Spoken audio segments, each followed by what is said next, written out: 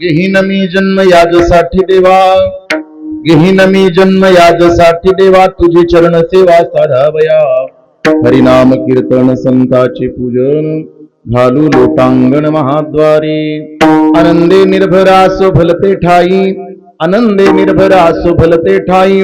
सुख दुःखा नाही चाडामा, अनेक सायास न कर्ण धरियास. होईन उदास सर्व भावी. हरिनाम कीर्तन संताचे पूजन, घालू लोटांगण महाद्वारी. मोक्षामा घरी कामारी हे दासी, मोक्षामा घरी कामारी हे दासी. होय सांग वैशी तुका म्हणे. हरिनाम कीर्तन संताचे पूजन, घालू लोटांगण महाद्वारी. विठाला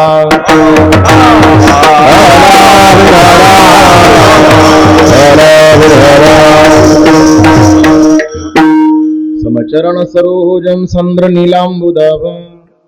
जगननेत पाणी मंडन मंडनानं. तरुण तुलसीमाला कंदरं कंजनेत्र. सदधवलहासं विठ्ठलं चिंतयामि. अलंकापुरी रम्य सिंहासनस्थं, पदाम्भोज तेजस्फुरदिक् प्रदेशं. विभुङ्राजदेवे सदा स्तूयमानं, समाधिस्तु मूर्तिं भज ज्ञानदेवं. मस्तक घे पाया, मस्तक घे पाया.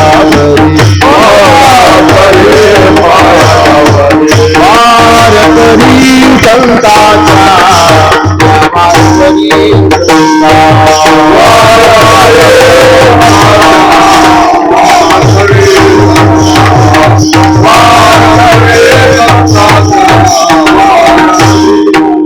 पांडुरंगा करू प्रथम नमन दुसरे चरण संताचे. त्यांच्या कृपादाने कथेचा विस्तार बाबाजी सद्गुरु दास तुका. ओम नमो ज्ञानेश्वरा करुणा करा दयाळा, तुमचा अनुग्रह लादलू पावन झालू चराचरी. मी कळा कुसरी काहीच नेने, बोलतो वचने अति भाविका. एका जनार्दनी तुमचा दास, त्याची आस पुरवावी. तुमचा अनुग्रह लादलू पावन झालू चराचरी. नमो सद्गुरु तुकया ज्ञान दीपा, नमो सद्गुरु सच्चिदानंद रूपा. नमो सद्गुरु भक्त कल्याण मूर्ती, नमो सद्गुरु भास्करा पूर्ण कीर्ती. नमो सद्गुरु धावबा मोतीरामा. तुम्हा प्रार्थितो कीर्तनी राम नाम. तोरे धावोनी बुद्धी दे कीर्तनिया. मनोनी नमी तुमच्या लीन पाजा. विठाला विठाला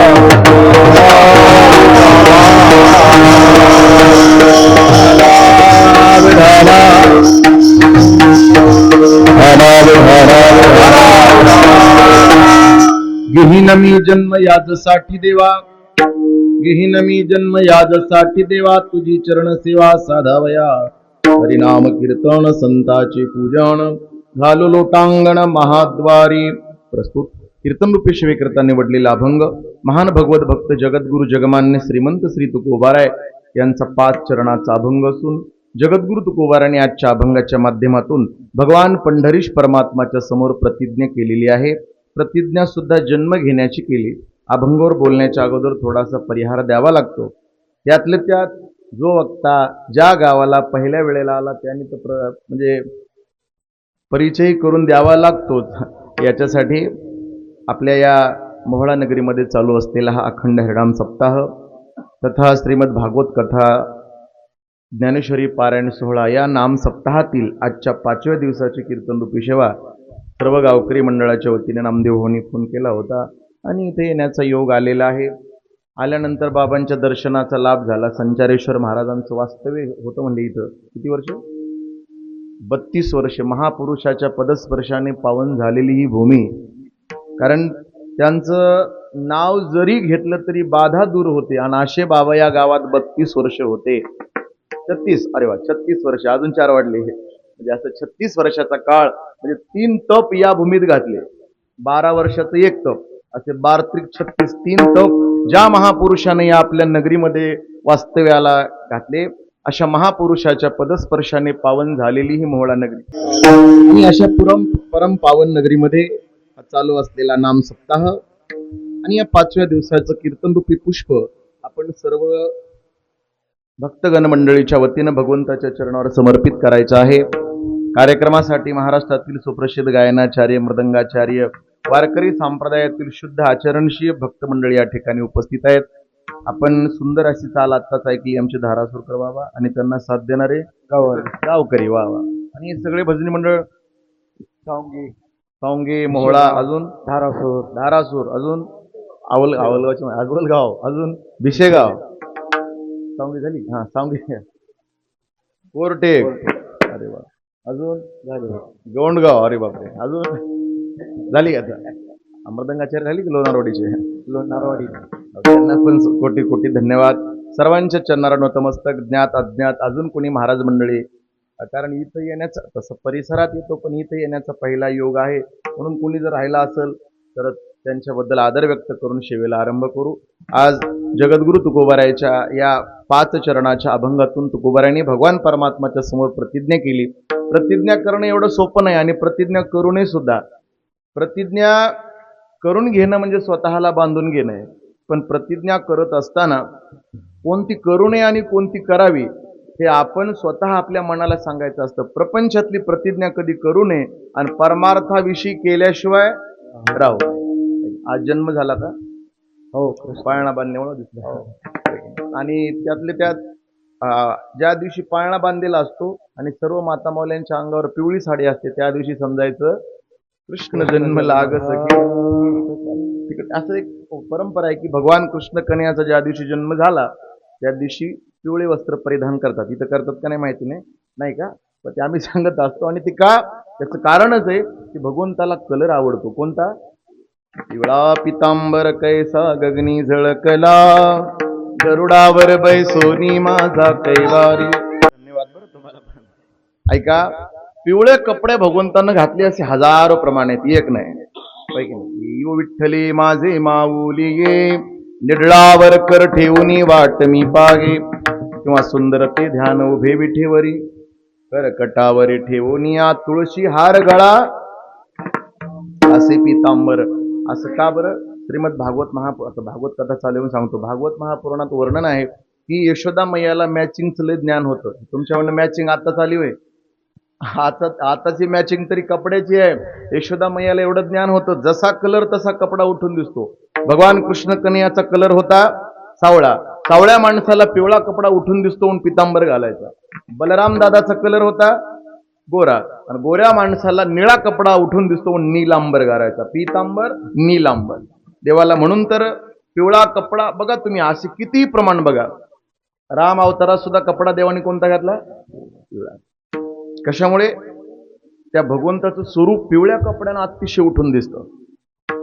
जरी की पगडी बांधे सुंदर आंखों वाला, कितना सुंदर बाके बिहारी, कितना लागे प्यारा, लट घुंघराले गाल तेरे काले काले बाल, सुंदर श्याम सलोना तेरी टेढ़ी मेढ़ी चाल, हवा में सर सर करता तेरा पीतांबर मतवाला.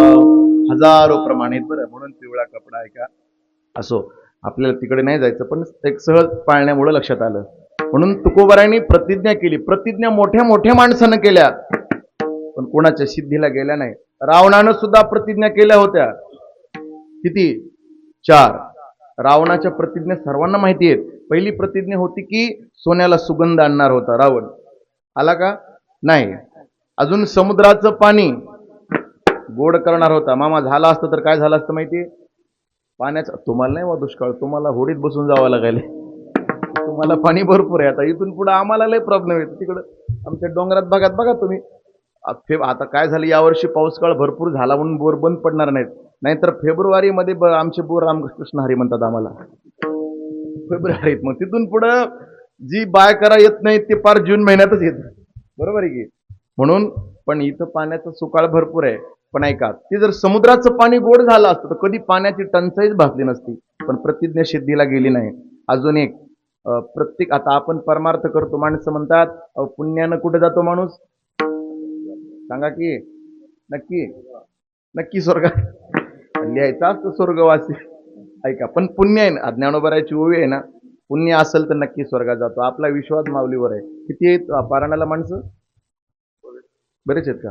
वा वा, 20 म्हणल्यास खूप खूप धन्यवाद. बरं, हनुमान भाऊ, नाही तर गाव छोटं, माणसं भरपूर आहेत पारायणाला. नाही तरी तुम्हाला सांगतो 2-2, 4-4 हजार लोकसंख्येचं गाव आहे. पारायणाला माणसं 3. भव्य दिव्य पारायण सोहळा. एका गावात विचारलं, गावाचं नाव नाही सांगत, तुमचे पाहुणे तिथं, पुन्हा अजून फजिती करताल माझी. ते म्हणतील तुमच्या गावातलं सांगू लागली बा महाराज आमचं. तिकडे गाव आहे बघा, अहमदपूर तालुक्यात जवळ आहे ना, काटोरीच्या पुढचं गाव आहे. तिथं होतं भव्य दिव्य पारायण सोहळा. त्यांना म्हणलं माणसं किती आहे? ते व्यासपीठवाले म्हणले महाराज मी एकटाच आहे. अरे बापरे, असं होतं कधी कधी. ज्ञानोबराची ओवी आहे की जोपर्यंत पुण्य आहे तोपर्यंत माणूस कुठं राहतो? स्वर्गात. पुण्याची पावटी सरी सभेत इंद्रपणाची उटी उतरे. पुण्याने माणूस स्वर्गात जातो. पण रावणानं सांगितलं पुण्य असो अथवा नसो, डायरेक्ट मोहळा टू स्वर्ग शिडी करणार होता रावण.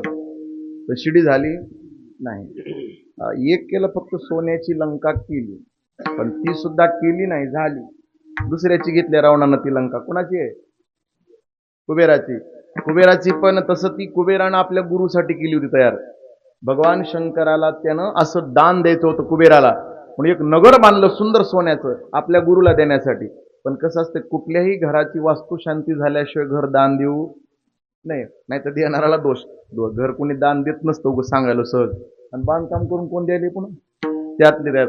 मग ती बांधकाम केलं आणि मग त्याची वास्तुशांती राहिली होती. म्हणजे वास्तुशांतीला ब्राह्मण बोलवा. ब्राह्मण कोण बोलवला? रावण. रावणानं अशी सुंदर पूजा केली की पूजा बघून भगवान शंकर प्रसन्न झाले. भगवान म्हणाले, रावण आम्ही खूप खुश आहे तुझ्यावर, प्रसन्न झालो, काय मागायचे ते माग. तो म्हणला, देवा ज्या नगराची पूजा मी केली ते नगरच मला देऊन टाका. आहे की नाही? म्हणजे जे नगर मी केलं तयार तेच देऊन टाका. म्हणून कुबेराने आपल्या गुरुसाठी केलेलं नगर रावणाने घेतलं. एक झाली, पण दुसऱ्या इच्छा नाही पूर्ण झाल्या.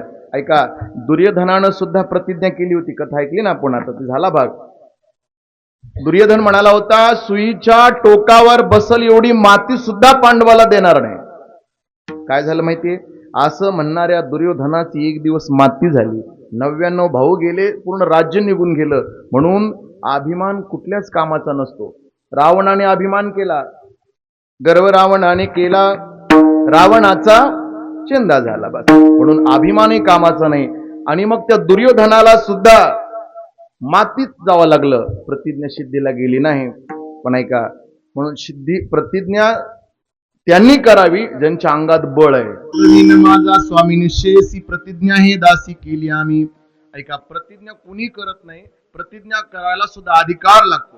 आता ऐका, आज्ञा कुणी करावी, प्रतिज्ञा कुणी करावी, आवज्ञा कुणी करावी. शास्त्र सांगतं आज्ञा करायचा अधिकार त्या माणसाला आहे, तो प्राज्ञ असतो. आहे की नाही? ज्याला संपूर्ण गोष्टीचं परिपूर्ण ज्ञान आहे तो आज्ञा करू शकतो. आणि जो सुज्ञ आहे त्यानं प्रतिज्ञा करावी. ज्याला सर्वातलं सर्व कळतं आणि ज्याला कशातलंच काही कळत नाही त्याला म्हणायचं आज्ञे. आहे की नाही?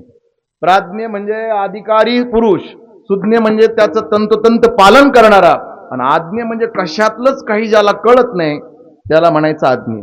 एषन्न विद्या न तो तपो न दानं न चापि शीलं न गुणो न धर्म. ज्याला गुण कळत नाही, ज्याला विद्या कळत नाही, न धर्म कळत नाही, अशाला अज्ञानी म्हणतात. ऐका, कशातलंच काही कळत नाही. लिंबाचा पाला गोड असतो का कडू? मोळ्याला कसा आहे? कडू. म्हणा मोळ्यालाच नाही, पर भारतात फिरा की पाला कडूच असतो. कडू असतो ना, मग पाला कधी गोड लागतो का?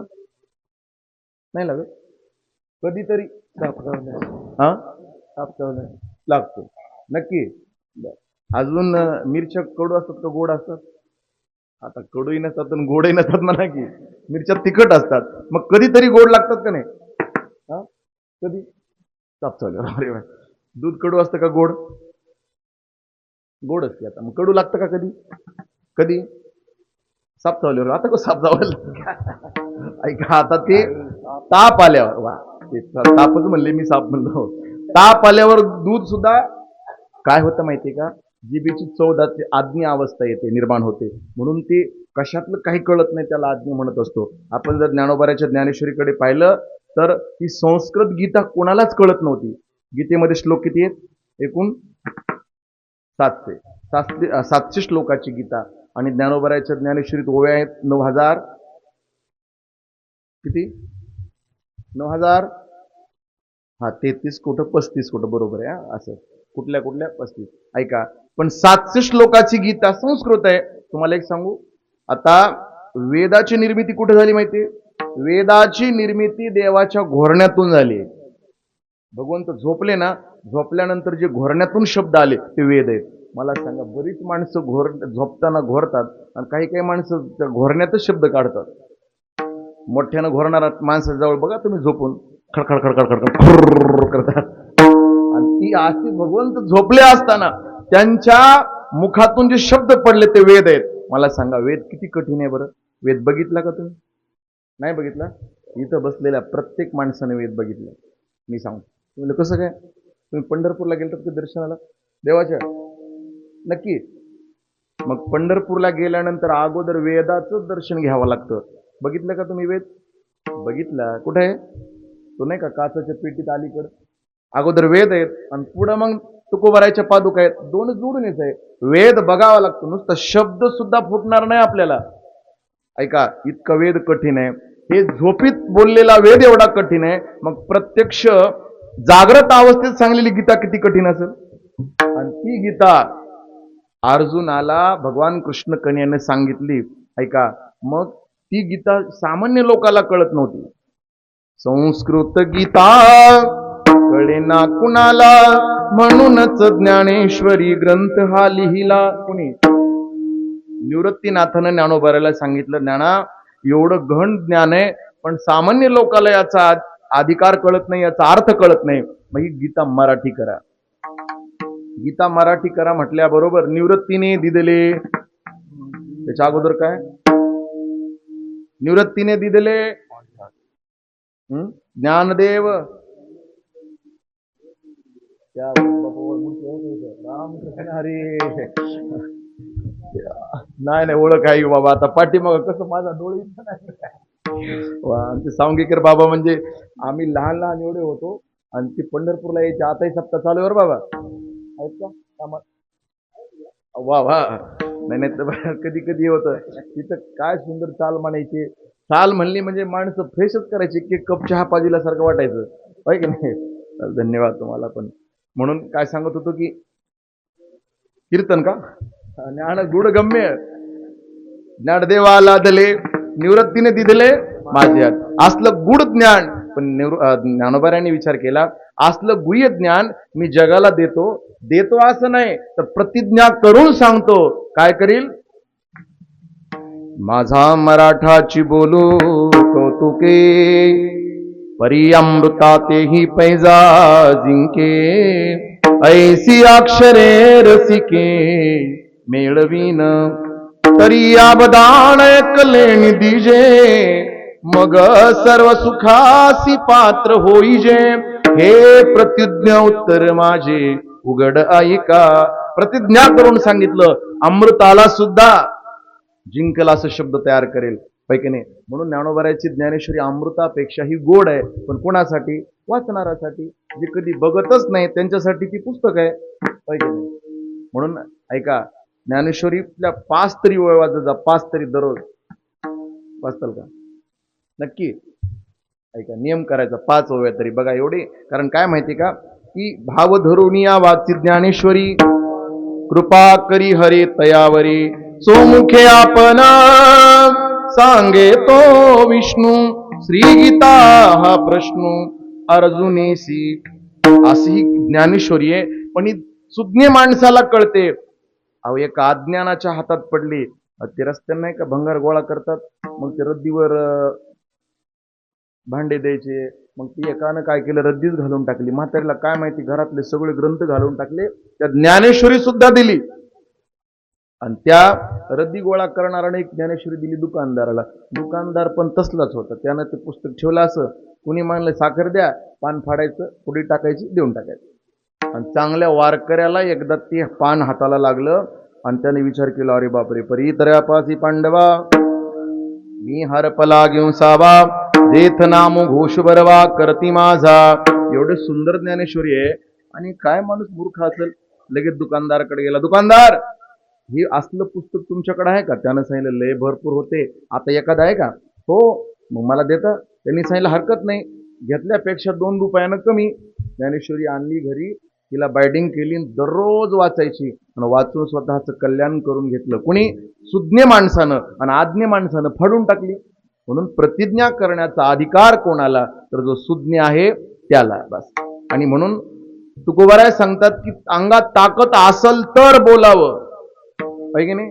बळे विन शक्ती, ताकद असल तर बोलावं, नाही तरी तुम्हाला माहिती असेल. आता इकडं काय माहिती नाही, बऱ्याच बाबा आपले संचारेश्वर महाराजांच्या पुढे भूत थांबत नव्हतं, करणी बाधा थांबत नव्हती, आहे का?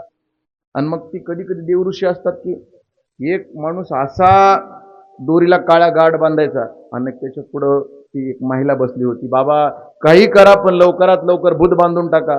मग ते भूत बांधू लागले. कोण? बाबा. वड्याचं बांधलं, झाडावरचं बांधलं, वडावरचं बांधलं आणि मग भूत बांधत असताना त्यांची बायको आली पाठीमागं. तिला असा राग आला, कारण आपल्या मालकाचा पराक्रम तिला माहिती होता, किती भूत बांधता येतात. ती अशी रागावली, म्हणली मालक 3 वर्ष झालं पावसानं भिंत पडली, बांधणं व्हायली का? लोकांची भूत बांधाय उठायतलं. उठा म्हणलं, उठला बाबा. ऐका, तिनं सांगितलं बळेविन शक्ती बोलू नये, ताकद पाहिजे तशी. ऐका, तसं तुकोबाराने सांगितलं, जन्म घेणं आपल्या हातात आहे का? आहे का? अजिबात नाही. जन्म घेणं आपल्या हातात नाही. आणि 3 प्रकारचं प्रारब्ध आहे, एक अनिच्छा, एक स्वइच्छा, एक परेच्छा. देवाचं प्रारब्ध परेच्छा आहे. आजच कथा ऐकली तुम्ही. देव जन्माला आले का आणले? इलाही रूपा बळे करुणी खळे हरिदासी, करुणी खळे हरिदासी. रूपाला आणलं, आला नावा रूपा, पण ते आणला बरं, जन्माला आणला तो देव. देवाला बोलवावं लागतं, जन्माला आणावं लागतं. आपल्याला यावंच लागतो, कुत्रा व्हावं लागतं, डुक्कर व्हावं लागतं, मांजर व्हावं लागतं. जसं जसं जशी जशी वासना मृत्यूच्या वेळेला तयार होईल तसा तसा जन्म आहे. जिथं नाही तिथं तोंड घातलं की डुक्कर व्हावं लागतं, आविचारानं काम केलं की गाढव व्हावं लागतं, लाव्या केल्या की साप व्हावा लागतो, अजून एक व्हावं लागतं बघा. आणि दोघात भांडण लावलं की नाही चुचुंद्री बघा. तुम्ही एकदा ते ग्रंथ आहे चुचुंद्री, माहिती तुम्हाला? काही घरात राहून घरातलं काही चोरलं की त्याला मारजार व्हावं लागतं. शास्त्र प्रमाण बघा, तुम्ही भागवत महापुराणात आहे ते 28 नरकाचं वर्णन जेव्हा आपण ऐकतो तेव्हा कळतं आपल्याला कुठल्या कर्माचं फल काय व्हावं लागतं. खंती ते न करा कोणे गाढव कुत्रा, ऐकणे असं होत असतं. आणि तुम्हाला सांगू, मागच्या जन्मातले गुण असतात. शिवलीलामृत मध्ये कथा आहे, एक राजा खूप देवाची सेवा करायचा पण मास खायचा. बायको म्हणा लागली, रात्रंदिवस देवाची सेवा करता, महादेवाची आराधना करता, मग असं वाईट का खाता? त्यानं सांगितलं, मला त्रिकालाचं ज्ञान आहे, पण ऐक बरं, मी का खातो याचं कारण आहे, मागच्या जन्मात मी कुत्रा होतो आणि अजून कुत्र्याचा गुण गेला. मग असं मागच्या जन्मातले काही गुण पण अंगात आलेले असतात, आहे की नाही? म्हणून खंती ते न करा कोणे गाढव कुत्रा. जन्माला ऐका, आपल्याला यावंच लागतं, देवाला आणावं लागतं, पण संताचं प्रारब्ध मात्र स्वइच्छा आहे. संताला यावं वाटतं तेव्हा येतात आणि नको वाटतं तेव्हा लगेच निघून जातात. ज्ञानोबा वयाच्या 22व्या वर्षी निघून गेले जगाचा निरोप घेऊन. बस 40व्या वर्षी जगद्गुरु तुकोबाराय निघून गेले. आणि इतकंच नाही, इच्छामरणी असणारे पितामह भीष्माचार्य सुद्धा स्वतःचा देहाचा प्राणत्याग करून निघून गेले. महापुरुषाच्या हातात असतं काय? जन्म घेणं आणि मरण. म्हणून तुकोबाराय म्हणतात, मी जन्माला येईन. बरं ऐका, हातात असू द्या हो, पण चांगलं आहे का? जन्माला येणं चांगलं आहे का वाईट आहे? बोला की वाईट आहे ना? जन्माला येणं चांगलं आहे का वाईट आहे? बाबानं उत्तर दिले आपल्याला, जन्माला येणं चांगलं आहे. असं कोणतं प्रमाण आहे का की वाईट आहे म्हणून? जन्मा येणे घडे पातकाचे मूळ, संचिताचे फळ आपोलिया. ऐका, याच्यापेक्षा सांगू, गर्भात स्थापना झाली म्हणजे दुःखच आहे की. गर्भात स्थापना झाल्यावर कळतं गर्भवासाचे दुःख गाडे कोणा पुढे सांगावे. ऐका, जन्माचं जर समजा मूळच बघितलं आपण, दुःखासी कारण जन्माचे दुःखासी कारण. तुकोबरायचाच हा भंग आहे. जन्माचे ते मूळ पाहिले शोधूनी दुःखासी कारण जन्म घेणे. मग एवढं दुःख असलं तरी म्हणतात मी पुन्हा जन्माला आहे की नाही. ह्याच्यापेक्षा अहो ऐका बरं, जन्माला येतानाही दुःख, जाताना काही इमान येते होय आपल्याला.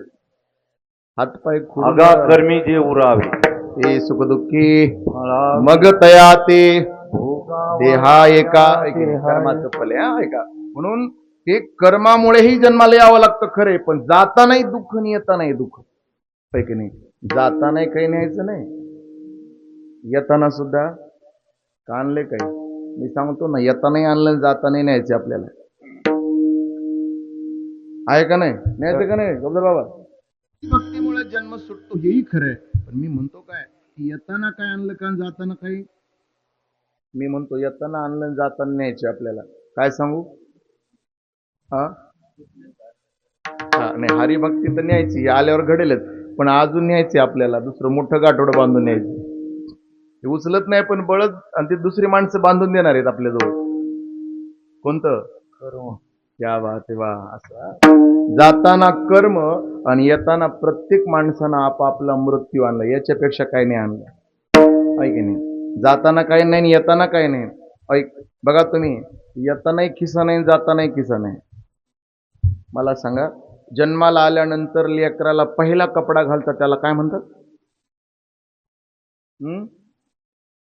बाळाचं आता मुलांना काय म्हणतात ते, बाळाचं बाळाचं नाही हो, बाळाचं कपडा नाही ते गुंडाळायचं. लंगोटीला खिशे असतात का, अजिबात नाही, एक सुद्धा नाही. बरं, पुन्हा अंगावर टाकायचा कपडा शेवटचा, त्याला किती खिशे असतात. येतानाही खिसा नाही, जातानाही खिसा नाही, फक्त मध्येच जीन्सच्या पॅन्टला 25 खिशे आहेत, लक्षात ठेवा. असं होतं. पण हे जाताना आपलं मृत्यू सोबत, आपलं येताना मृत्यू आणला आणि जाताना कर्म घेऊन जायचे, या दोन गोष्टी लक्षात ठेवा. आणि येतानाही दुःख आहे, जातानाही दुःख. येताना आईला प्रसूतीच्या वेदना होतात आणि जाताना हातपाय खुडून मरताना मरणारालाच वेदना होतात. दोन प्रकारचं दुःख जर माणसानं डोळ्याच्या समोर आणलं तर ते माणूस नक्कीच चांगलं कर्म केल्याशिवाय राहणार नाही. माणसं म्हणतात ना, अरे लय खराब माणूस आहे, हातपाय खुडून मरल, म्हणतात का नाही. तेव्हा कळल की चांगलं वागावं लागतं, तेव्हा सरळ निघून जातं, नाही तर मग बस. ऐका, जन्माचंही दुःख तुकोबाराला माहितीये आणि मृत्यूचंही दुःख माहितीये, तरी पण म्हणतात मी जन्माला पुन्हा येईल. ऐका, आम्ही न भेऊ जन्म घेता, आम्ही न भेऊ जन्म. बहुत बढिया, अगदी योग्य प्रमाण. मागे समजा एखादं लक्षात येईना गेलं काय शब्द नाही, असं म्हणायचं ना, नारी नारद करायचं, स्वरात स्वर मिसळून द्यायचा. मोक्ष सुखा हनुलाता. इतकंच नाही, आम्ही जन्म घ्यायला घाबरत नाही. का घाबरत नाही, आम्हाला भगवत भक्तीचा प्रसाद लाभला. ऐका, याच्यापेक्षा पुढं तुकोबाराय सांगतात, आम्ही ज्या रस्त्याने आलो ते रस्ता माहितीये. आपल्या गावचा रस्ता चांगला आहे जरा बऱ्यापैकी, आहे ना. इकडे सगळ्यात खराब रस्ता कोणत्या गावला आहे का, नाहीच खराब कुठं. नाही, इकडं नाही. तुम्ही आमच्याकडे येऊन बघा. आमच्या सुप्पा बोर्डा रस्त्यानं तर आता ना, एखादं वाहन आलं तर माणसं दूर पळून चालले. विठाला विठाल. अजून एक गाववंदन कराले आमचे बाबा, बस धन्यवाद. खूप काय चालू होतो, कीर्तन. कीर्तन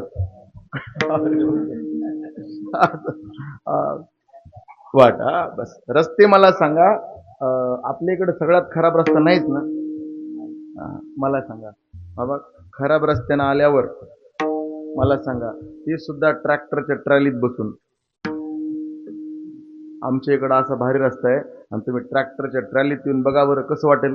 एखाद्या बाबाला, 80 वर्षाच्या बाबाला ट्रॅक्टरच्या ट्रॅलीत टाकायचं, नसल्या खराब रस्त्यानं आणायचं. आदळून आदळून फाउंडेशन ढिलं होऊन बसल. वाचले तर त्यांना जर विचारलं पुन्हा येताल का मोहळ्याला आमच्या, ते म्हणेल बाप्पा, हात जोडले, अरे बापरे, मेलो तरी पुन्हा या गावात या रस्त्यानं या वाहनात बसून येणार. आता ऐका, बाबा तेच, रस्ता सुद्धा तोच, गाडी बदलली. गाडी सगळ्यात भारी कोणती?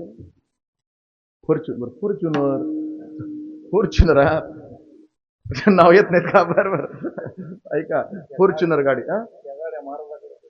अरे बापरे, विठाला विठाला. आणि मग त्या गाडीत बसले आणि मग पोटातलं पाणी सुद्धा हलत नाही. आणि मग अर्ध्या तासात गाव आलं. विचारलं, बाबा बरं वाटलं का? हो.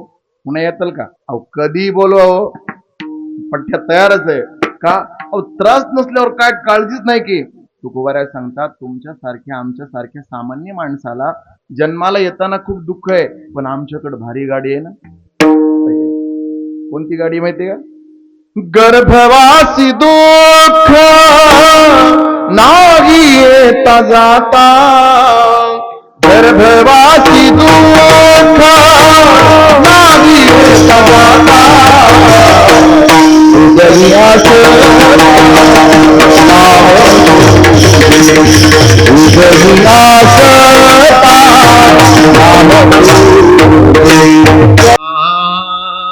गर्भवासी दुःख नाही येता जाता. म्हणून गर्भवासाचं दुःख नाही आमच्या हृदयात देवाचं नाव आहे. ऐका, म्हणून जन्माला यायला काहीच अवघड वाटत नाही. पुन्हा पुन्हा जन्माला येईल. बरं ऐका, इथं आल्यानंतर सुद्धा तुम्हाला एक सांगतो, एखाद्या माणसाला जर एखादा विषय आवडला तर तो विषय पुन्हा पुन्हा सेवन करा वाटतो का नाही? बरोबर आहे ना? अहो साधं लोणचं जर आवडलं तर माणसं पाण्यात बुडून बुडून खातात, आहे की नाही? पाण्यात बुडायचं पुन्हा खायचं खातात की नाही? एक साधं मला सांगा, साधं एक विषय जर आवडला तर तो सुटतो का? नाही. मला सांगा, आता इथं कोणी तंबाखू खात नसेल? नाही ना, अजिबात नाही ना, नाही ना.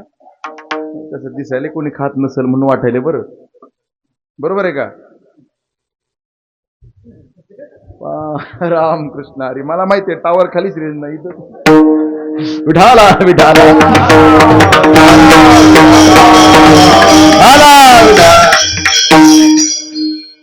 बरोबर आहे.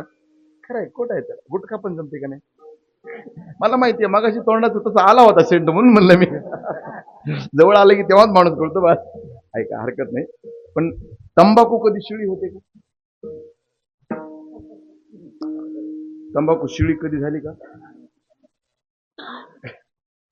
नाही. आमच्या नामदेवाचं काम चांगलं आहे बरं. त्यांचे आमच्या गावाले किती आणि त्यातल्या त्यात त्यांचे वडील गंगाधर महाराज खूप सात्विक, आणि त्यांनी बरेच वर्ष, आम्ही लहान असताना प्रत्येक एकादशीला निस्वार्थ एक नारळ सुद्धा घेत नव्हते, असं कीर्तनाचा परंपरा चालवली.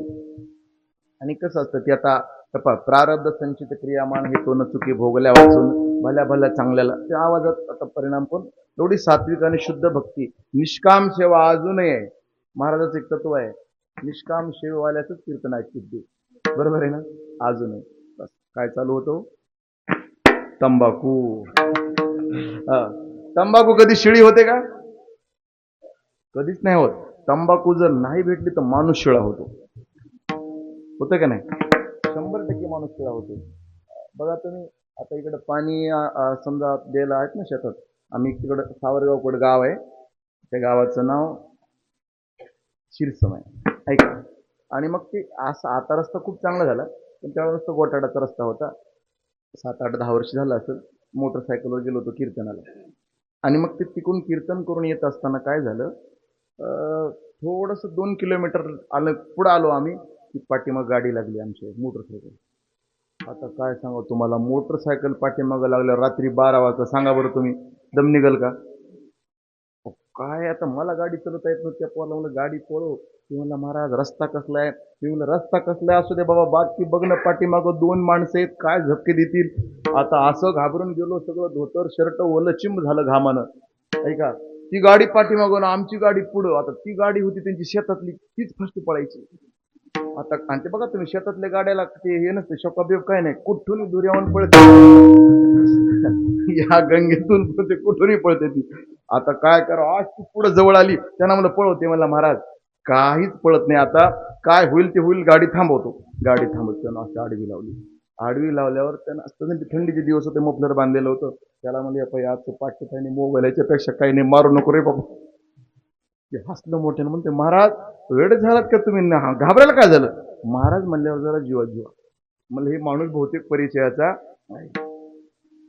म्हणलं अहो एवढं घाबरायला काय झालं. मी म्हणलं आता 12 वाजता गाडी पाठीमागं लागल्यावर घाबरून लागते का. पण का पळा. ते म्हणलं महाराज मला काय माहिती, अहो पाणी द्यायलो मी इथं, मी तुमचं कीर्तन पूर्ण ऐकलं वर माई असं आपल्या करण्यातून. मग फक्त मला वाटलं की आता चालले एक काम करा, मी ना सकाळी पहाटेपर्यंत इथं थांबणार आहे, तंबाखू संपली आहे का. मी म्हणलं मेल्यावर सांगायचं आम्ही, उलटून पडल्यावर कुठं असलं कुठं मागं पडायचं असतं का. ऐका माणूस तंबाखूसाठी एवढा वेळा झाला, 8 किलोमीटर पाठीमागं आलं होतं ते. किती तंबाखू. मग सांगा तंबाखू विषय शिळा होत नाही. तुकोबाराय सांगतात मला इतका विषय आवडला ना की ते अमृताला सुद्धा त्यानं मागं टाकलंय. जीवे गोड तीन अक्षरांचा रस, अमृत जयास पिके पुढे, अमृताची गोडी तुझ्या भजनात, मनाचा विसावा दुखी जीवनात, अमृताची गोडी गोडी तुझ्या भजनात. अमृताची गोडी त्याच्या भजनात. मग एवढ्या भक्तीचं वेड लागलं म्हणून तुकोबाराने सांगितलं हार सेवन करण्यासाठी आम्ही पुन्हा पुन्हा येऊ अभंगाच्या पहिल्याच्या. तुझी चरण सेवा साधा वया जन्म घेईन प्रतिज्ञा केली. जन्म घेणं हातात नाही तरी पण घेईन म्हणतात. ऐका प्रतिज्ञा केली. मी म्हणलं ना की प्रतिज्ञा करत असताना पारमार्थाविषयी करायला हरकत नाही आणि प्रपंचविषयी कधी करू नये. प्रपंचविषयी केलेल्या प्रतिज्ञा कोणाच्याच सिद्धीला गेल्या नाही. भगवान कृष्ण कन्येनं प्रतिज्ञा केली होती, ती गेली का सिद्धीला. मी हातात शस्त्र धरणार नाही अशी प्रतिज्ञा होती देवाची, पण ती देवाची प्रतिज्ञा सिद्धीला गेली नाही. ऐका महाभारतातला विषय श्रीमद भागवत महापुराणातली कथा आहे, आपण ऐकली असेल ती. ऐका कारण भगवान कृष्ण कन्हैया पांडवाच्या बाजून आणि कौरवाच्या बाजूने बाकी सर्व महान महान ऋषी होते, भीष्माचार्य कृपाचार्य. काय झालं पितामह भीष्माचार्यांना कौरव म्हणा आपलं दुर्योधन म्हणाला 11 दिवस झालं पितामह अजून एकाही कौरवाच्या केसाला धक्का लावणं झालं नाही, कशाची तुम्ही महायोद्धा आहेत. त्यावेळेला पितामह भीष्माचार्याने प्रतिज्ञा केली, एक तर उद्या पृथ्वी तलावर पांडव राहतील नाहीतर मी राहील, उद्या निष्पांडवी पृथ्वी करेल अशी प्रतिज्ञा केली. आणि प्रतिज्ञा केल्यानंतर देवानं विचार केला आता बाबा काहीतरी केल्याशिवाय राहत नाही. दुसऱ्या दिवशी युद्ध सुरू झालं आणि पितामह भीष्माचार्याने रथ आणला अर्जुनाच्या समोर. दोघांचं तुंबळ युद्ध लागलं आणि अर्जुनाला जर्जर करून सोडलं. शेवटी एक बाण मारला, रथाचं चाक मोडलं, बाजूला जाऊन पडलं, रथ असा वाकडा झाला. अर्जुन खाली पडणार देवानं हातात पकडलं. ऐका अर्जुनाचा भाताही बाजूला पडला आणि धनुष्यही बाजूला पडला. पितामह भीष्माचार्याने बाण काढला आणि अर्जुनाला मारला. खाली वाकलेला अर्जुन होता. भगवंताने विचार केला नक्कीच बाण लागणार. कुणाला. अर्जुनाला. ऐका प्रतिज्ञा डोक्यातली काढून टाकली देवानं, रथाच्या खाली उडी टाकली आणि टाकल्याबरोबर बाजूला पडलेलं चाक उचललं आणि असं उंच धरलं. पितामह म्हणतात बाज झालं युद्ध आता. भीष्मपण केला खरा धनुर्धरा रक्षिले. चाक उचलल्यावर भीष्माचार्याने सांगितलं पितामह आता बाण मारायचा नाही. पितामह म्हणतात बाज झालं, युद्धच बाज झालं, मला फक्त एकच काम करायचं होतं, तुझी प्रतिज्ञा मोडायची होती. घेतलं का नाही हातात शस्त्र, बस देवाचं गेलं नाही. पण तुकोबाराने सांगितलं सत्य संकल्पाचा दाता नारायण, सर्व करी पूर्ण मनोरथ. म्हणून पण प्रतिज्ञा जन्म घेण्याची केली आणि सेवा करण्यासाठी मी पुन्हा एकदा नाही, मी आलो ना आता मी पुन्हा खेळालं ना, एकदा आलो म्हणजे काय पुन्हा घेईन मी जन्म. पण कशासाठी. तुझी चरण सेवा साधाव्या, तुझ्या चरणाची सेवा करण्यासाठी जन्माला येईल. सेवा 2 प्रकारची असते, एक सकाम आणि दुसरी निष्काम. देवाला कोणती आवडते. काही न मागे कोणासी तोची आवडे देवासी. कोणता. काहीच मागत नाही ते देवाला आवडतो. आणि मग ते निष्काम सेवा करण्यासाठी मी भगवंताची पुन्हा जन्माला येईल. आता ऐका, निष्काम सेवा ज्यांनी केली त्यांचं ओझं देवाच्या डोक्यावर होतं. तुकोबारायाच्या 7 पिढ्यांना अगोदर पैकी तुकोबारायाचे पूर्वज कोण होते? विश्वंभर बाबा. तिथून पुढं तुकोबारायाच्या वडिलाचं नाव होतं बोलोबा, आईचं नाव कनकाई रमणा तुकारामा, बोलोबा पुत्रा तारक लोका तुकाराम महानामधारका. निळोबरायांनी 108 नावं सांगली तुकोबारायचे आणि म्हणजा कधी कधी तुकाराम तुकाराम नाम घेता कापी यम. यम सुद्धा घाबरतो त्या नावाला. म्हणून ऐका, बोलोबारायात वारी करायचे तर देवानं पंढरपूरला गेलं की देव दर्शनाला खाली मान घालायची. ऐका, एखादा माणूस पुढून आल्या जर समोरचा खाली मान घालत असल तर कारण काय समजावं? बहुतेक सावकार आहेत आणि पैसे राहिले आपल्याकडं पण ते टाइमवर दिले नाहीत, नाही दिले म्हणून खाली मान घालायची. देवाच्या दर्शनाला बोलोबाराय आले की तुकोबा आपलं पांडुरंगानं खाली मान घालायची, दर्शन घ्यायचं आणि बोलोबाराय निघून जायचं. लाजीरवानं करून सोडलं पैकी नाही.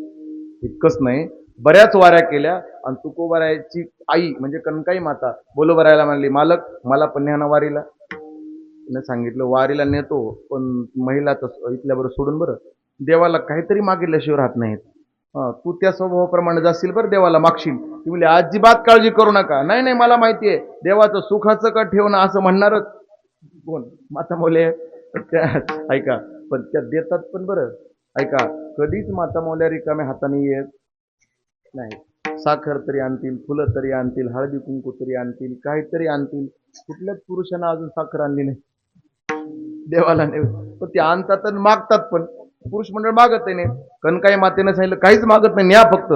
पांडुरंगाच्या दर्शनाला नेलं पंढरपूरला आणि देवाने विचार केला आता बाबाकडे काही चालत नाही पण माईकडे चालतं. माईला म्हणतात नाही काहीतरी माग ना. तिने सांगितलं देवा तू मला बोलतो? हो मीच बोलतो, तुला काहीतरी माग. मला 7 पिढ्याचं ओझं आहे माझ्या डोक्यावर. माग म्हणल्यावर देव माय माय म्हणतो ना, आई आई शब्द बोलतो ना. किती वेळेला बोलला देव? 3 वेळेला. हा शब्द खरा करून दाखव. भगवंतानं तथास्तु म्हणले. पुन्हा 3 पुत्र जन्माला आले, सावजी, तुकोबा, कानोबा. पण ऐका, मागत नव्हते काही म्हणून तर देव म्हणायचे काहीतरी मागा, काहीतरी मागा. की नाही, निष्काम सेवा केल्यामुळे देवावर ऋण झालं. तुका म्हणे देवा ऋणी करुण करू घेऊ सेवा. ऋण देवावर ठेवलं पण निष्काम सेवा करतो ती देवाला आवडते आणि ती आवडते म्हणून तशी सेवा करण्यासाठी पुन्हा पुन्हा पुन्हा पुन्हा घेईन मी जन्म याजसाठी देवा तुझी चरण सेवा. निष्काम सेवा किती आवडते सांगू. एकदा भगवान कृष्ण कन्हैया अर्जुनाला घेऊन जंगलात गेले आणि गेल्यानंतर जंगलात गेले की अर्जुनाला म्हणले अर्जुन काय मला तहान लागली, पाणी आणतो का? त्यावेळेला अर्जुनानं सांगितलं कुठून आणू? या जंगलात कोणी असेल बघून ये की. अर्जुन पाणी आणायला गेला. गेल्यानंतर एक जटाधारी महात्मा तिथं बसलेला बघितला आणि मग त्या महात्म्याला विचारलं बाबा पाणी आहे का इथं? त्यांनी सांगितलं मला कशाला विचारतो तू बघ की. अरे बापरे, म्हातारा जर रागीट दिसतोय. ऐका, आणि ते बाबा काय करत होते माहिती? वाळलेले पानं झाडाचे खाली पडलेले वेचून खात होते. अर्जुनाला काय, अर्जुन म्हणतात बाबा झाडाचे पानं पडलेले खाण्यापेक्षा तोडून खा की. बाबा एवढे रागीट. इकडे बरं तू इकडे. तुझा केस उपटल्यावर कसं होतंय? त्रास होतो. मग त्या झाडाला काय वाटेल? पण त्या बाबाच्या बाजूला पडली होती तलवार एक. अर्जुन म्हणतो झाडाचं पान तोडत नाही मग ही तलवार कशाला ठेवली? तुमचा कोण वैरी असा आहे? त्याने सांगितलं माझा एक वैरी नाही, मला 3 वैरी आहे आणि ते भेटले की त्याचे तुकडे करायचे. काय खराब म्हातारा म्हणजे झाडाचं पान तोडत नाही, मारायचं म्हणतो कोणाला? वैऱ्याला. बाबा कोण वैरी सांगा तरी. सांगत नसतो पण सांगतो ऐक, माझा पहिला वैरी आहे. कोण पहिला वैरी? त्यांनी सांगितलं पहिला वैरी आहे माझा भृगु ऋषी. भृगुन काय केलं तुम्हाला? काय केलं म्हणजे? अरे एवढा मोठा अधिकारी झाला का? माझ्या देवाच्या छातीत लात मारले त्यानं. कुणी? भृगुन. तेव्हापासून देवाच्या छातीवर असं ते शिकाय भेटला ना तुकडेच करून टाकतो. अरे बापरे. बर दुसरा कोण आहे शत्रू? देवानं सांगितलं, त्या बाबानं सांगितलं दुसरा शत्रू आहे द्रौपदी. बापरे. मग तर अर्जुन पाठीमागं सरकला. आता तर आपल्या घरातच आलं. आणि द्रौपदीनं काय केलं? काय केलं म्हणजे नाशिवंत शरीराची लाज इज्जत गेली असतं काय झालं असतं? द्वारकेहून माझ्या पांडुरंग माझ्या देवाला बोलून घेतले. भेटली ना तुकडे करणार आहे तिचे. अर्जुनाने विचार केला, बाबा तिसरा कोण आहे सांगा की. पण अगोदर पळून जायला बघितलं. जर आपल्याकडेच आलं तर भगवान आपलं बाबाला विचारलं, सांगा की बाबा तिसरा कोण शत्रू आहे?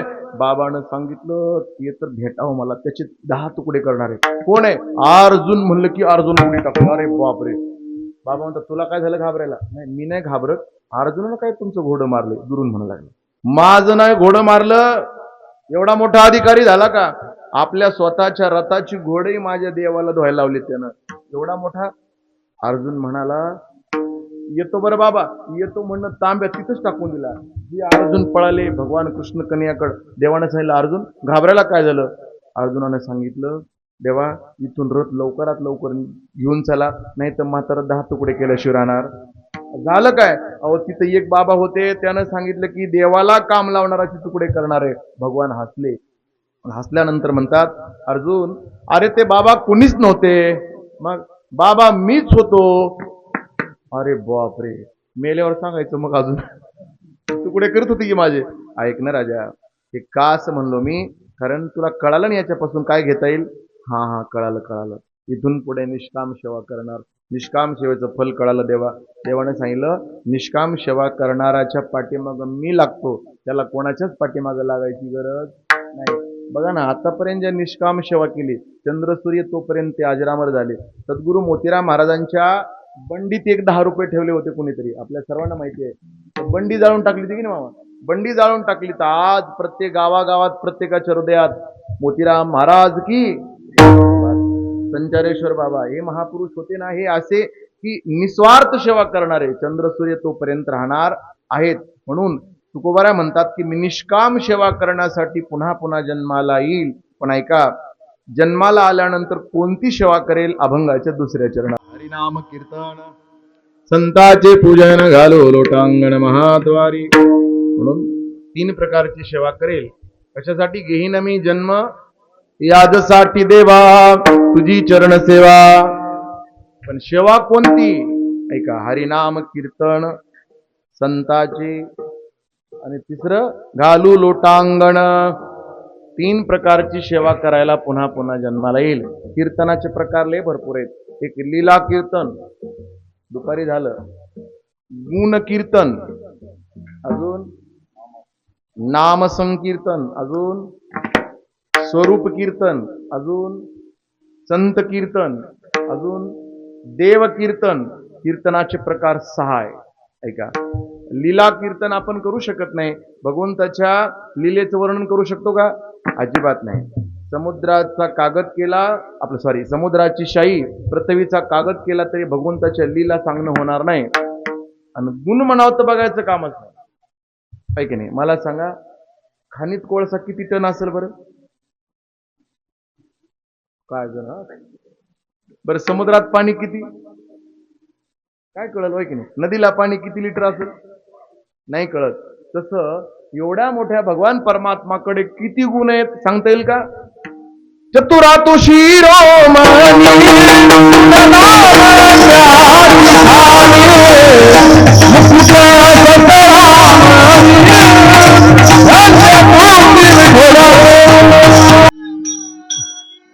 झालं की चतुरातो शिरोमणी लावण्याची मुकुट सगळा म्हणी धन्य तुझी विठोबा.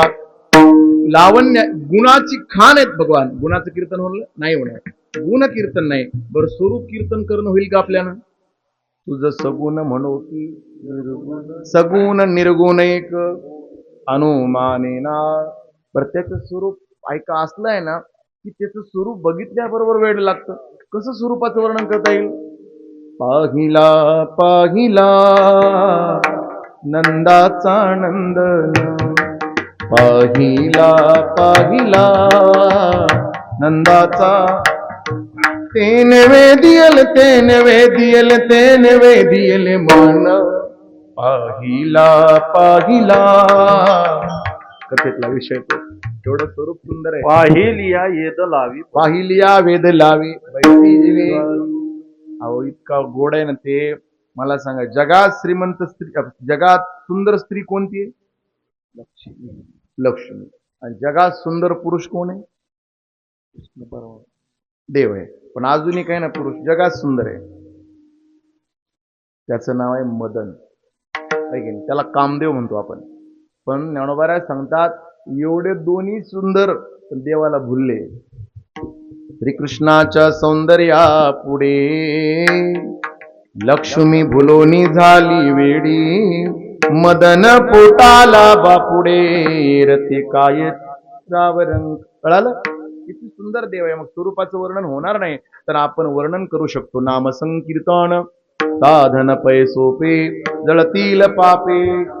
एवढं सोपं साधन आहे की तुम्हाला सांगतो, जेवताना जर देवाचं नाव घेतलं तर ते जेवण होतच नाही. मग काय होतं? वदनी कवळ घेता सहज हवन होते. जीवन करी जीवित्व उदर भरणे नोहे. कुंडलिका वरदे हरी विठ्ठल तुकाराम. आता कशाचं घ्या आलं? दुपारीच घेतलं, डबल डबल काय गावाला दररोज. वा वा, अन्नदान आहे की नाही? अन्नदान आणि नामाची जोड. इथं तुम्हाला सांगतो, भागवत कथेतला प्रसाद घेत जात बरं. प्रसादात खूप पावर असते, आहे की नाही? प्रसाद म्हणजे मुरमुऱ्याचा असू द्या, पण घेत चला. आणि अन्नदान असावं. भागवत कथा असली की अन्नदानाची जोड असतेच आणि असावी लागते, आहे की नाही? म्हणून अन्न खाताना जर भगवंताचं नाव घेतलं,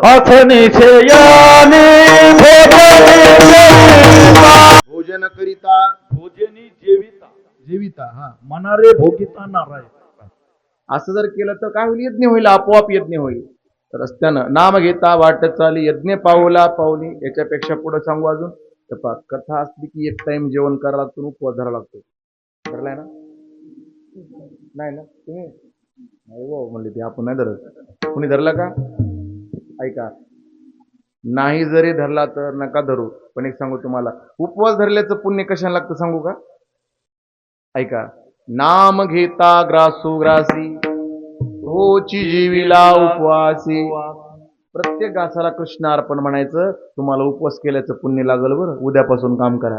पंक्तीला बसलं की हरे राम राम राम हरे हरे, हरे कृष्णा कृष्णा कृष्णा मंत्र म्हणत भोजन करा.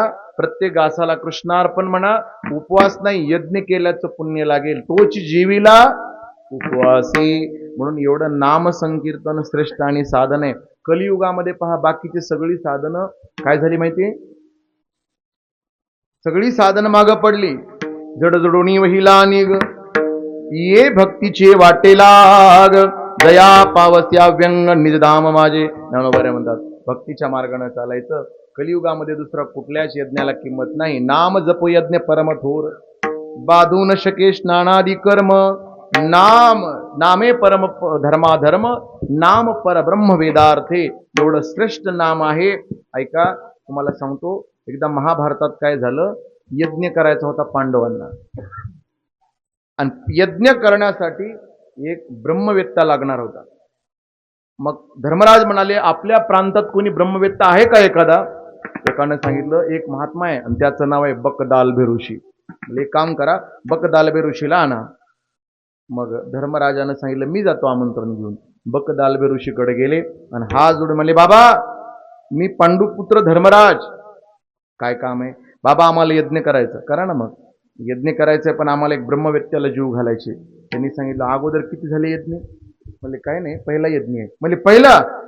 गडेत काय? म्हणले एक ब्रह्मवेत्ता जीव घालायला अगोदर 100 यज्ञ केलेले असावे लागतात, तेव्हा येत असतो. धर्मराजाने जास्त वाद केला नाही. चला परत आले. परत आल्यानंतर चेहराच सांगतो की पोटात काय मनात काय ते. बघा ना, देवानं काय रचना केली. कॅमेरा सोडलाय आत आणि स्क्रीन लावली इथं. मन नाराज झालं की चेहरा पडतो, पाहिजे की नाही? मग ती तसं चेहरा पडलेला बघितलं की अर्जुनानं सांगितलं, दादा काय झालं? काय व्हायचंय? बाबा नाही आले. काय म्हणतात? 100 यज्ञ केलं शेत नाही. जाऊ दे, मी बघतो एकदा. अर्जुन गेले. मी पांडुपुत्र अर्जुन, काय काम काढलं? बाबा आम्हाला यज्ञ करायचं. अगोदर किती झाले? पहिला आहे. 100 झालं शेत नाही. परत लगेच भीमदादा आडमुठ होते. भीमदादा सांगितलं मी जाऊन आणतो बाबाला, उचलूनच आणतो आता.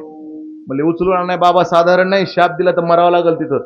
नाही जातो बाबाकडे. बाबा काय मी पांडू पुत्र भीम, मग काय करू मी? बाबा म्हणजे मी काय करू? काय नाही तुम्हाला न्यायला आलो, असं येत नाही मी, 100 यज्ञ झाल्याशिवाय येणार नाही. अहो चला हो बाबा. येणार नाही. बाबाकडे काय चाललं गुपचूप परत. नकुल सहदेव 5 जण भाऊ येऊन बघितले आणि मग चर्चा करू लागले काय करावं. बाबा तर येत नाहीत, ब्रह्मवेत्ता येत नाही, उदास झाले. वर द्रौपदीनं बघितलं. द्रौपदी म्हणाली मालक जर मला आज्ञा दिली तर मी जाऊ. भीमदादा म्हणले आम्हाला 5 बाबाला जमलं नाही तर एक बाई जमिणार आहे का?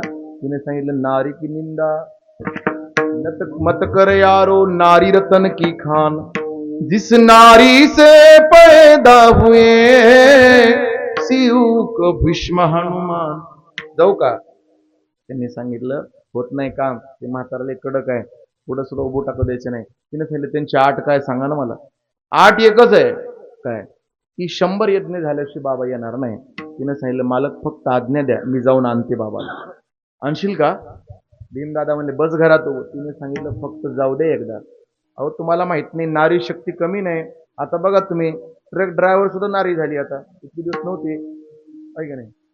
पायलट आहे, इंजिनियर आहे, डॉक्टर आहे, सगळे शास्त्रज्ञ प्रत्येक क्षेत्रात आहे. ट्रक ड्रायव्हर, अजून ट्रॅक्टर ड्रायव्हर सुद्धा झाली. त्याच्यापेक्षा काय सांगावं आहे की नाही. बस म्हणून प्रगती झाली खूप. आणि मग फक्त मला जायची आज्ञा द्या. द्रौपदी माता गेली. पण जात असताना रथात बसली आणि बसल्यानंतर ज्या बाबाच्या आश्रमाकडे जायचे त्या बाबाच्या रस्ता आश्रमाचा पकडला, गळ्यातली 108 मण्याची माळ काढली आणि माळ काढल्यानंतर आश्रम येईपर्यंत श्री कृष्ण गोविंद हरे मुरारे हे नाथ नारायण वासुदेव, हे नाथ नारायण वासुदेव, हे नाथ नारायण वासुदेव, श्री कृष्ण गोविंद हरे मुरारे हे नाथ नारायण वासुदेव. बस रथातून खाली उतरली, माळ गळ्यात टाकली, बाबाच्या चरणावर साष्टांग दंडवत. बाबा प्रणाम करते, अखंड सौभाग्यवती बाबा. बाबा नुसता आशीर्वाद नाही द्यायचा, मग न्यायला आले तुम्हाला. काय कोण आहेस तू? मी पांचाली. पांचाली म्हणजे आता जे 5 पती आले होते त्या 5 पतींची मी पत्नी आहे. तुझं काय म्हणणं आहे? काहीच नाही, तुम्हाला यज्ञाला न्यायचंय. तू पागल आहे का? कशामुळं? द्रौपदी म्हणली कशामुळे पागल? अरे 100 यज्ञ केल्याशिवाय येत नाही म्हणलं ना मी. तिने सांगितलं तुम्हाला कुणी सांगितलं 100 यज्ञ झाले नाही म्हणून? तुझे 5 पती बोलले. 5 पतीला माहिती नसेल. अरे त्यांना माहित नाही तू यज्ञ केला. तिनं सांगितलं बाबा ऐका, जास्त वेळ नाही घेणार, 11:15 वाजले, आता 10 मिनिट राहिले टाइम आपला. ऐका बाबा तुम्हाला सांगते बरं. रथात बसायचं तुम्ही आणि आश्रमात आमच्या हस्तिनापूर पर्यंत यायचं आणि तिथं बसताना जर मी तुम्हाला सिद्ध करून दाखवलं की माझे 100 यज्ञ झाले आणि हे असं जर तुमच्या मनाला पटलं तर खाली पाऊल टाका, नाहीतर जसा आला तसा रथ परत. वचन देते तुम्हाला. बाबा म्हणले असं कसं काय? तुम्हाला जर वाटलं झाले यज्ञ तर लगेच रथात बसले बाबा आणि रथ निघाला. निघाल्यावर अजून हुशार कोण? द्रौपदी माता काढली माळ गळ्यातली.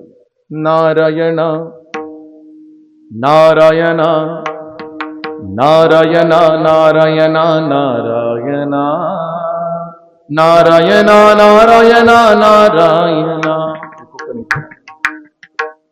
नारायण नारायण नारायण नारायण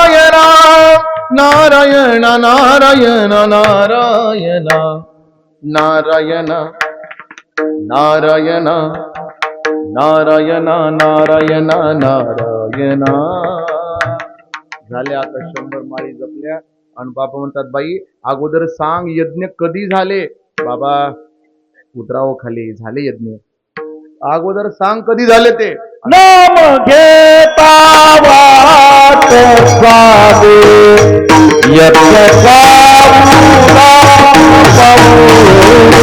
यज्ञाचं प्रमाण प्रमाण सांगायचं किती की 100 यज्ञ कधी झाले ऐका.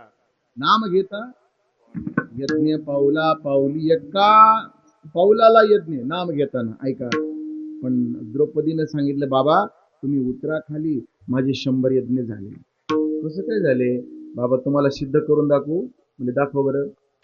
कोटी कोटी यज्ञ नित्य ज्याचा नेम, कोटी कोटी यज्ञ नित्य ज्याचा नेम, एक हरिनाम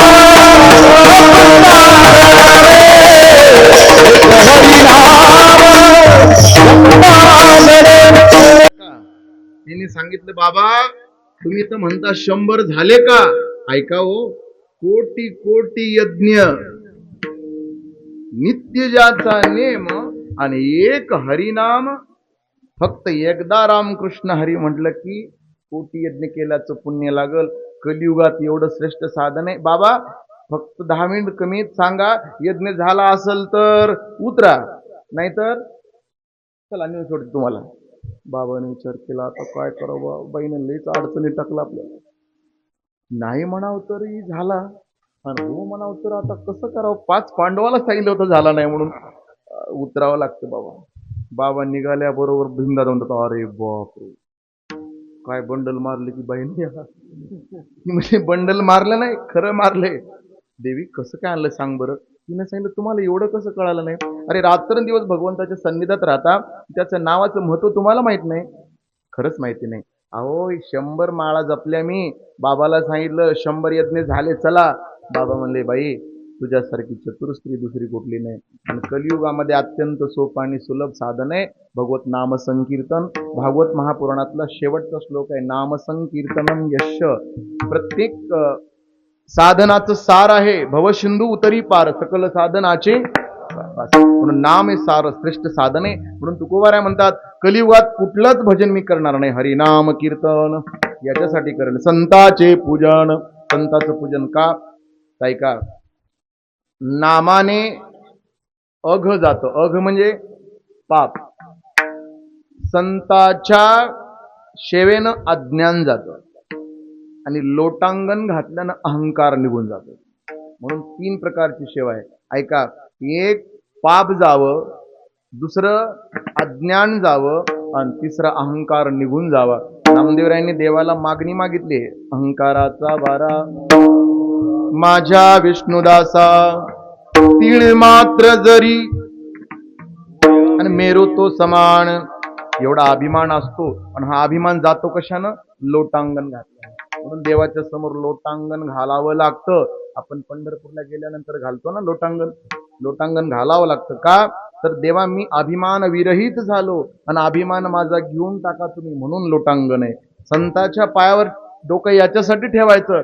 साधू संत काय करतात माहितीये ऐका. जर आता या लाईटला कार्बन आलं तर काय होते, लाईट बंदच होत नाही, बंद होते हो. लाईट बंद झाली मग ती लाईट चालू करायला काय करावं लागेल, कार्बन काढावं लागेल. कार्बन कोणाला काढता येतं, मेकॅनिकल. खरं आहे ना, आपण काढू शकतो का, नाही. तसं आपल्या सुद्धा या वायरीवर कार्बन आलंय ना. मग हे कार्बन काढायचं काम कोण करतं, महाराज लोक. बाबा महाराज लोक नाही हो, साधू संत. महाराज लोक कार्बन चढवितील विडाला. शुद्ध भावाचे म्हणजे महाराज लोक म्हणजे साधू संत असतात, हरकत नाही का. प्रमाणे तुकोबर आहेत, सॉरी नामदेव आहेत. काय होतं माहितीये, आलेलं कार्बन कोण काढतं ऐका. नामदेव राहायचं नाही, तुकोबा राहायचं नाही, क्षमा करा, निळोबा राहायचं प्रमाणे ऐका. काय म्हणतात माहितीये, तेने सत्त सज्जन भेटले कृपाळ, त्यांनी फेडीला दृष्टी दाखविला यशोदेचा बाळवो.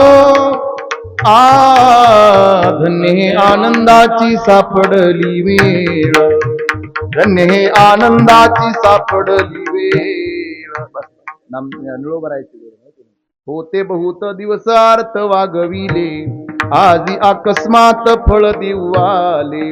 दृष्टी श्रीहरीची देखील पाऊले, घेतले जन्म मागे सार्थक त्याचे झाले वो. आणि हे मल काढायचं काम साधू संत करतात.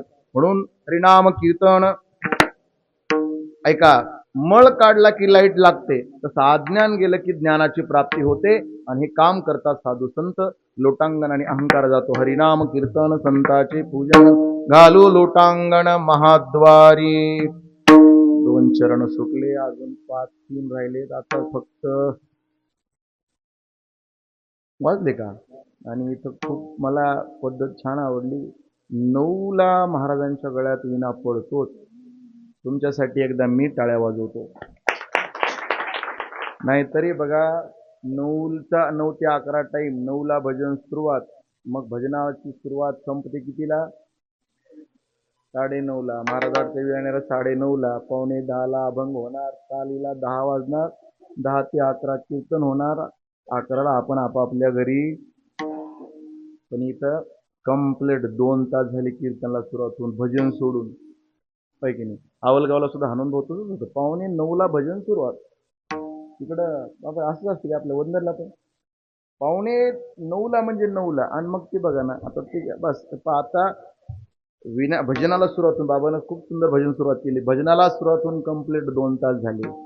मग आता 2 चरण सुटले, बाकीचे जिएंगे तो और भी लढेंगे. हा, आता एकदा, आतापर्यंत काय तुम्ही टाळी वाजवली नाही? वाजवली? टाळी वाजवली नाही, भजन केलं नाही, मग आता करायचे का नाही? नक्की. विठोबा रखुमा, हरिनाम कीर्तन संताचे पूजन घालू लोटांगण महाद्वारी. आनंदे निर्भर असो भलते ठाई, सुख दुःखा नाही ताड आम्हा. जर जन्म मिळाला, 3 प्रकारची सेवा घडली, तर माझी वृत्ती कशी असेल? आनंदे निर्भर असो भलते ठाई, सुख दुःखा नाही. बस पुढे. आणिक सायास न करी, न धरियास होईन उदास सर्व भावे. एवढा मोठा अधिकार होईल. इतकंच नाही, अशी सेवा जर घडली, मोक्ष एवढा दुर्लभ आहे. मोक्षा माघरी कामारी हे दासी, हो हे सांगो ऐसी तुका म्हणे. हरिनाम कीर्तन संताचे पूजन घालू लोटांगण महाद्वारी. काल शेवटी येऊ मौलीच्या भजनानंतर. ऐका, आता ज्ञानोबा आणि तुकोबारायचा एकदा जयकार करू. नामदेव होणे आल्यावर सांगितलं कोणते कोणते अभंग झाले. त्या जे 5 दिवस झाले नाही, आज 5व्या दिवशी, 5व्या दिवशी नवीन अभंग निवडला. आणि जशी सद्गुरूंनी बुद्धी दिली, सद्गुरू मोतीराम महाराजांनी कृपा केली, त्या पद्धतीनं सांगण्याचा प्रयत्न केलेला आहे. करविली तैशी केली कटकट, वाकोडी का नीट देव जाणे. भगवंताला माहिती चांगली की वाईट. बस. आणि एकदा ज्ञानोबा तुकोबारायचं भजन करू. एवढं सुंदर, सगळे टाळकरी आवडीचं भजन. मृदंगाचार्य बडिया साऊंड सिस्टम वाला दादा दिसत ना आम्हाला कुठं? तुमच्या आड आहेत का? पण आता तुम्हाला पण खूप सुंदर आहे. बऱ्याच ठिकाणी असते ते मरडसगावचे आहेत ना. आता भजन सर्वांनी करायचं. आता जसं केलं तसं आम्ही आणि तुम्ही सर्वांनी भजन करायचं. जर नाही केलं तर मग टाळ बंद, मृदंग बंद, मग आम्ही पुढं आणि तुम्ही मागे भजन म्हणणार 5 मिनिट. जर नाही म्हणू लागलं तर आता 100 बडकर एक भजनी मंडळ आहेत, अतिशय सुंदर. जर पाऊल खेळायचं असेल तरी पण जागा नाही. हा, जर जागेवर हल्लं तरी हरकत नाही. तुम्ही दोघं भानगडीत पडू नका, मला पाहता नाही तर पुढं. हा सर्व ते मृदंग टाळ घोळ, क्या बात. हा, मन उनी मेळविला मेळ. मेळ कीर्तनी करावा गदा रोळ, गदारो. काळ येळ न म्हणावा. आता काळ येण्याने वेळ नाही, आता बरोबर टाइम आहे. ज्ञानोबा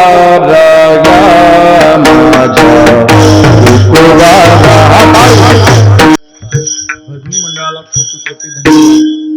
मृदंगाचार्य तुम्हालाही धन्यवाद. तुम्ही खूप मोठ्या नंबर, तुम्हाला सुद्धा कोटी कोटी धन्यवाद. पण बऱ्याच ठिकाणी असे मोबाईल मुके झाले. ऐका, बरेच माणसं राहिलेत बरं म्हणायची तरी. तुम्हाला दिसत नसतात, पाठीमागे फिरून बघत नाही तुम्ही, पण मला दिसतात सगळे. म्हणून एकदा सगळ्यांना म्हणायला लावायचंय. म्हणणार ना सगळे. आणि ते टाळ मृदंग बंद केल्यास ती म्हणत नाहीत, मला माहिती आहे. त्या गोंधळात कळत नाही तुम्हाला. म्हणून आता हम आगे और तुम पीछे. एकदा पुरुष मंडळ, एकदा महिला मंडळ, फक्त एकदा. ज्ञानोबा राया माझ्या तुकोबाराया.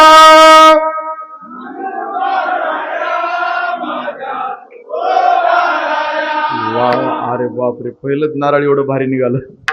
डबल तुम्ही दोघांना, अरे बर बर. ज्ञानोबाराया माझ्या तुकोबाराया.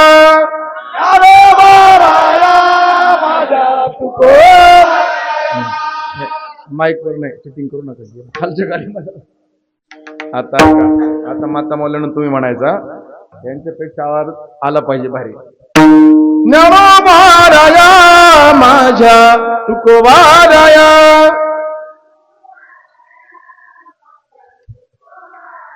वा वा वा, तुम्ही पुढे येत म्हणून तुमचा आवाज आला. तुमच्या पाठीमागून वर आवाज येणं म्हणजे सोपं आहे का? अजून एकदा माहिती. ज्ञानोबाराया माझ्या तुकोबाराया. वा वा वा, नाही हे पण स्वरात आहे, त्यांचाही स्वरातच आहे हो, पण आवाज जास्त यायला कोणाचा?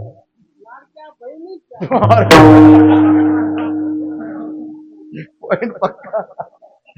लाडक्या बहिणीचा हप्ता पडलाय काल बरं 1,500 रुपये. त्याच्यामुळे आवाज जास्त आला ते.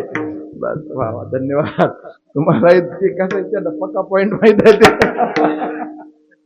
म्हणून ते मला गाडीत येताना काल म्हणाले, महाराज हप्ता पडला आपल्याला. कोणता म्हणले? लाडक्या बहिणीचा, म्हणून आवाज आला ते. बस धन्यवाद सर्वांनी. आता 11 वाजलेले, 9 ते 11 हा वेळ होता, त्या पद्धतीने झालेले. जशी सद्गुरू मोतीराम महाराजांनी बुद्धी दिली त्या पद्धतीने सेवा झाली. येण्याचा पहिला योग आहे, बाबांचं दर्शन झालं. तुम्हा सर्व श्रोते मायबापाच्या दर्शनाच्या योगाला झालेली सेवा भगवंताच्या चरणी समर्पित करून सेवेला पूर्ण विराम. ज्ञानेश्वर माऊली, बाळराज माऊली.